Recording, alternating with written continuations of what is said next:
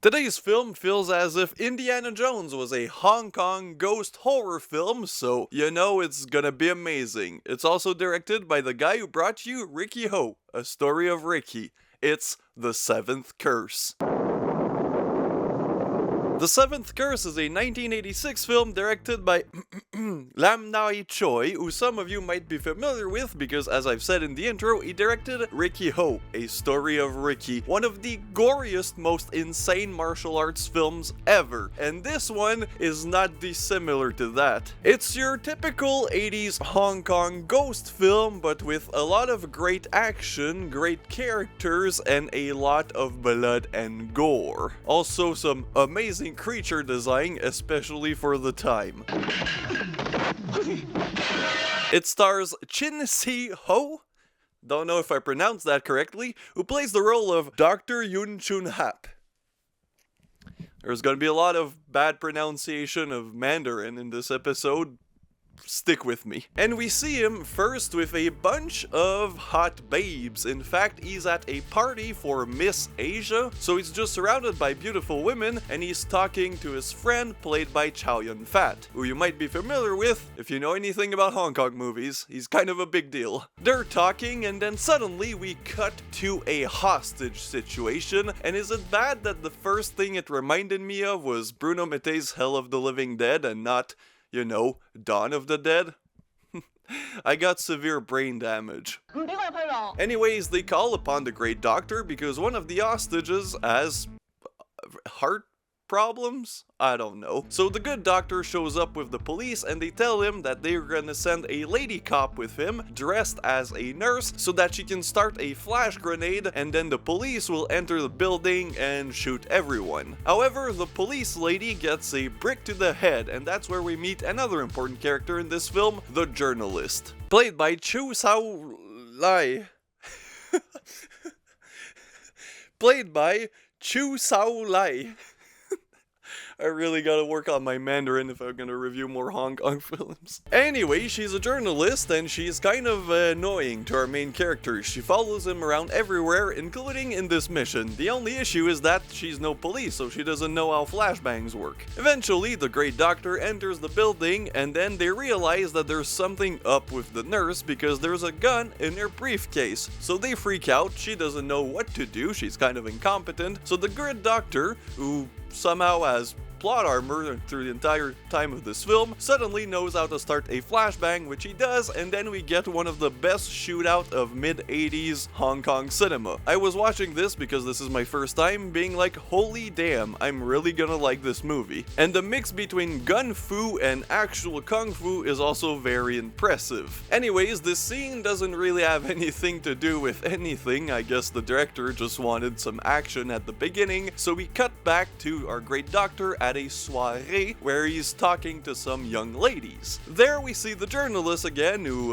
cockblocks him by telling one of the ladies that he's a married man. He's of course very pissed, so he goes back to his Porsche, and yes, I pronounce it Porsche. Yes, I am a douchebag, and he drives away, only to be followed by the journalist in her Ferrari. If you like classic 80s cars, you might pop a chub in this scene, which I did.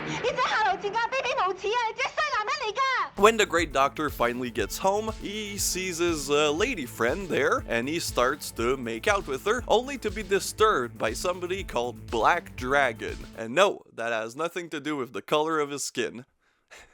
Black Dragon is from Thailand, and he's there to tell the Great Doctor to be careful with women after fighting the Doctor. And the Doctor's like, yeah, whatever, no worries. And then we cut to him having sex with his lady friend, only to start popping blood vessels?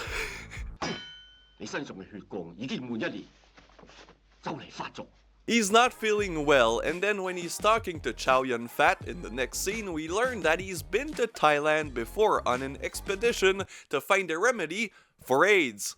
It was the 80s after all, and that's where he found love, a lady called Bachu, who was a Thailand native, I guess, and he meets her because she's swimming in a lake, so we see her boobies. Now is the time to say I have a Patreon, go check it out. And that lady warns him to not mess around. The only issue is the good doctor might have a PhD in doctoral studies, but he's also a man, so he thinks with his penis. Which leads him to find out that she is planned to be sacrificed by her tribe. But even the tribe doesn't agree with it because she is the daughter of the chief. But the new priest, high sorcerer, doesn't care about that. I think he might have something for her, but she doesn't, you know, feel anything back for him, so he's kind of pissed. This is the original incel. So yeah, he decides to sacrifice her and one of the guys in the tribe to the great ancestor, who is a amazing looking puppet, and it's incredible the effects in this. There's also a devil fetus who attacks our main character, the great doctor, and it looks amazing. It looks way better than the entirety of the movie that's actually called... God, fuck it, my prop comedy, Devil Fetus. That's another Hong Kong movie that I will talk about later on in the year, because it's getting a release. So, yeah, since the Great Doctor can't, like, you know, not think with his penis, he goes in there and tries to save Ba Chu, only to go into a fight with the Great Sorcerer and the Great Ancestor. Of course, this doesn't go well for him, because even though his kung fu is very good, it's not enough to fight off a fucking ghost, bruv. Am I fucking British suddenly? Bruv. It's not enough to fight a ghost, bruv. And him and one of his partner in the research both get caught and they get sacrificed. And his friend gets like a blood worm disease, so he explodes and a bunch of worms crawl out of him.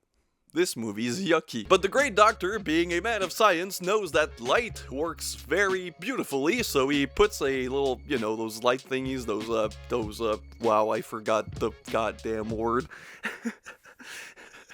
Basically does what people did with ants in the sun, but to get rid of his bondage.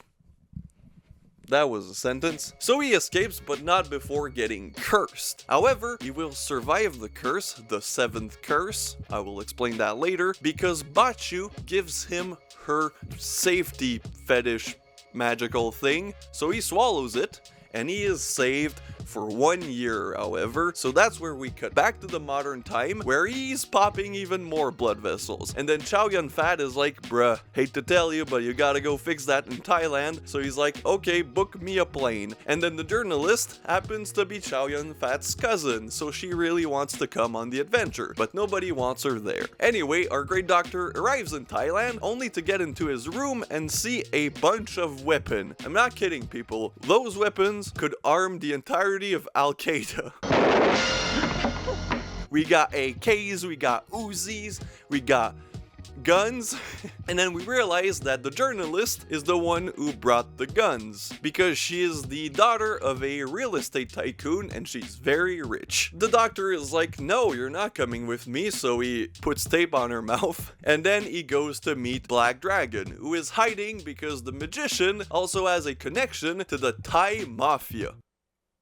Those sorcerers are very connected. They get attacked, but they are saved by a journalist lady who shoots everyone down without any, like, she just M16 the entirety of the Thai mafia, basically. And that's where this movie turns into Indiana Jones, as the Great Doctor goes into the jungle to find something. First, he finds Ba Chu, who explains to him that he needs to find a very specific object to save him from the 7th curse. However, he only has like 3 days left, because the 7th curse is basically the ring curse, but you start to bleed out every single day. So he has like 3 days left, 2 days left. Eventually, him, Black Dragon, and the journalist lady, who for a while gets kidnapped, and they save her, and she also has a curse on her, so she goes insane in the membrane and tries to kill everyone, until Chow Yun-fat shows up with basically the entirety army of Thailand to restrain her, and then Ba Chu uses her magic to fix her up. So that's the plot for journalist lady. After that, she's not really in the movie for a while. The Great Doctor and Black Dragon will go on this adventure to find the specific piece of magical thing they need to fix up Doctor, which will lead to a scene where they climb up a Buddha statue, fight off a bunch of monks, And then, just like in Indiana Jones, they get attacked by a rolling boulder, but this time it's not a boulder, it's the head of the giant Buddha statue rolling out and also bleeding out like crazy. And this will eventually lead to the climax, which I will not spoil because I am not kidding, people. This was my first time watching this, and it's now one of my favorite films from Hong Kong, especially Hong Kong 80s, pre-Cat 3, ghost magical thingy wizards. There's so much creativity in this. It's amazing. It's just an amazing film. It's one of the best like film of its type ever made. I am not kidding, people. Go watch it. So, what did I think of The Seventh Curse? As I just said, it's one of my new favorite movies ever. I'm gonna show it to everyone in my life who semi-cares. My friends, if you're watching this, it's Matt, you're watching this fucking movie next time I'm in, okay? So yeah, The Seventh Curse, it was recently released by Vinegar Syndrome. You can pick it up from 88 Films, and I'm pretty sure it's streaming on the Criterion channel, so you have absolutely no excuse not to watch this. As I've said, the creature design is also incredible. I haven't really talked about the creature design because most of the creatures are actually present in very important parts of the films that I don't want to spoil, but overall, it's an amazing movie with amazing effects, amazing choreography, amazing gunplay, which I was super surprised, especially knowing that it's the guy from Rikki O, which, yeah, the martial arts in that film are insane, but I didn't expect him to also be great at filming gun fu. It's like incredible. It's funny, it's wacky, it has nudity, it's our main character is such a like caricature of a rich playboy doctor. It's beautiful. Honestly, people, like, go give this a watch, please. Anyways, it's been Owl, it's been fun. See you guys next time.